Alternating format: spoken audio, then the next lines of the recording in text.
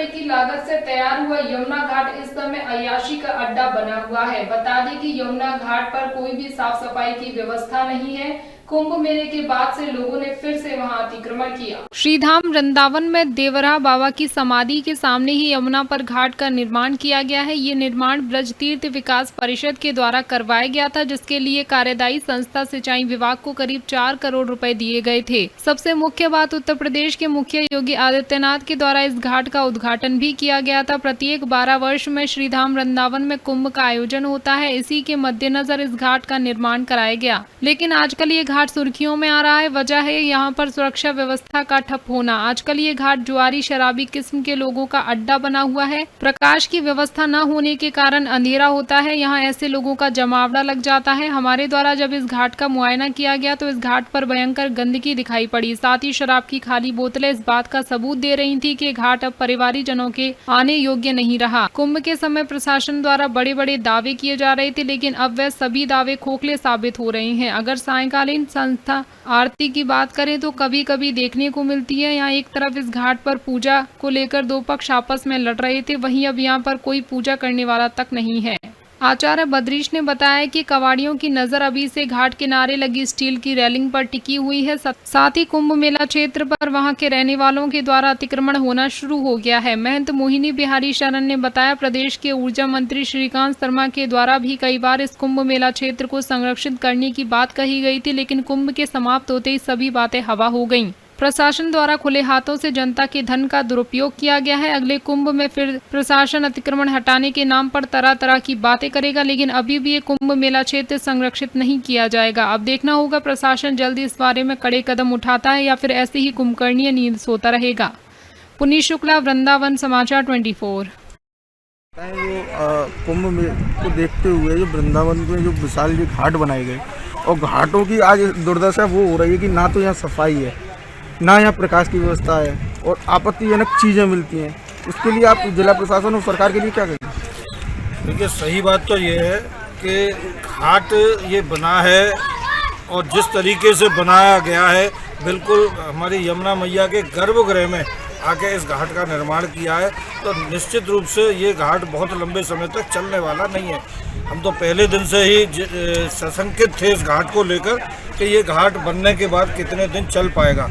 इस घाट में जो व्यवस्थाओं करने की बात की गई थी, हमें उन व्यवस्थाओं पे भी शक था और धीरे धीरे अब वो सारी बातें सामने आ रही हैं। पंडा समाज ने और एक इस्कॉन के अक्षय पात्र वालों ने, यहाँ दोनों ने आरती करने के लिए बोला था, मगर आज हम देख रहे हैं कि पंडा समाज को तो उन्होंने तभी मना कर दिया था। दूसरे पक्ष को, जिसको यहाँ आरती करने के लिए अधिकृत किया गया, उन्होंने भी यहाँ आरती को एक मखौल सा बना रखा है। कभी होती है, कभी नहीं होती है। श्रद्धालु आरती के दर्शन करने के लिए आते हैं और निराश होकर लौट जाते हैं। तीसरी बात, यहाँ जिस प्रकार की गंदगी देखने में आई है पिछले दिनों और जिस प्रकार की वस्तुएं गंदगी में मिली हैं, उससे ऐसा भी लग रहा है कि इस सुरम्य स्थान का भारी दुरुपयोग भी हो रहा है। कुछ लोग यहाँ एकांत पाकर ऐसे ऐसे कर्म कर रहे हैं जिससे कि हमारी यमुना मैया आंसुओं से और रोती है। तो हम चाहते हैं कि जल्दी से जल्द सरकार ठोस निर्णय ले और जब ये घाट बनी गया है तो इसकी व्यवस्थाएं पूरी तरीके से चाक चौबंद करे।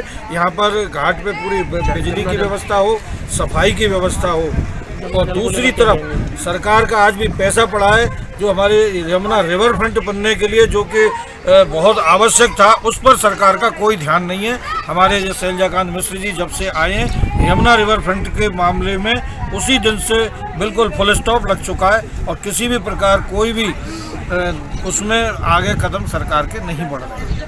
यमुना जल की शुद्धता को लेकर बड़े बड़े दावे किए जा रहे थे, पूरा कुंभ हो गया, उसके बाद भी यमुना जी अभी तक शुद्ध नहीं हो पाई। हमें बड़ा इस बात का कष्ट है कि भाजपा की जब सरकार बनने से पहले हमारे माननीय ऊर्जा मंत्री श्रीकांत शर्मा जी ने ये दावा किया था कि मैं अपने कार्यकाल में यमुना जल को आचमन योग्य और स्वच्छ और निर्मल बनाऊंगा। तो आचमन योग्य और स्वच्छ निर्मल बनना तो बहुत दूर की बात है।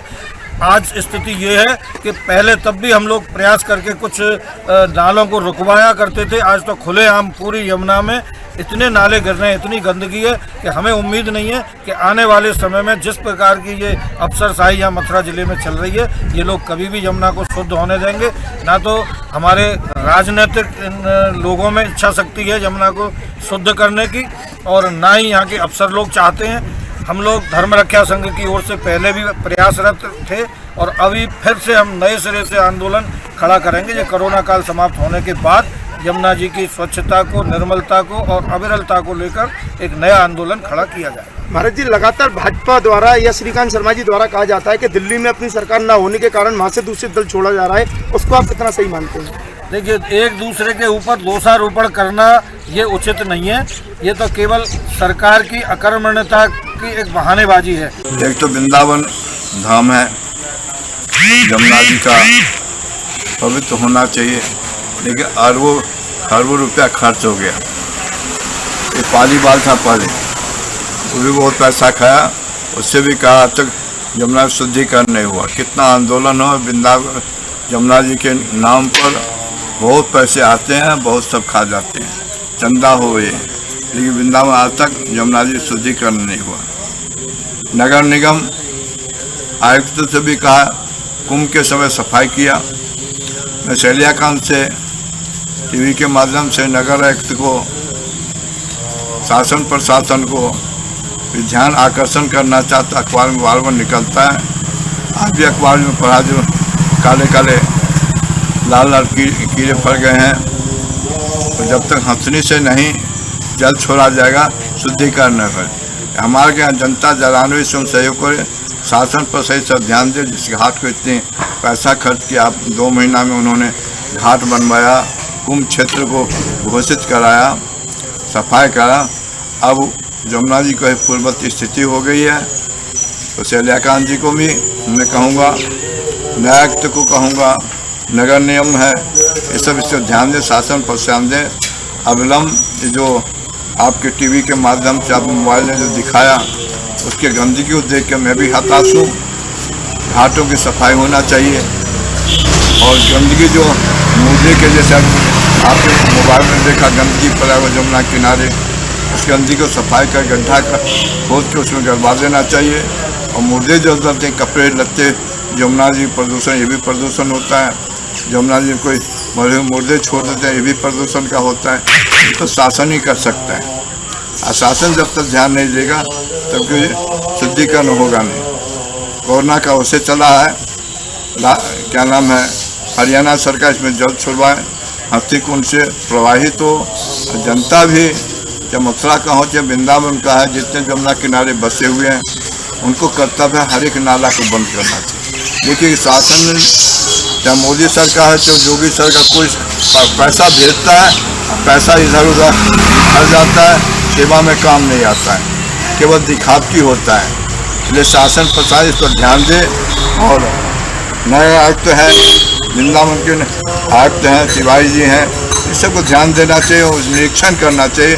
शासन प्रशासन और जाके उसका निरीक्षण करे। मैं घाट मोबाइल के अनुसार देखता हूँ, जो कितने घाटों पर भी जहाँ नहाते तो वहाँ गंदगी फैला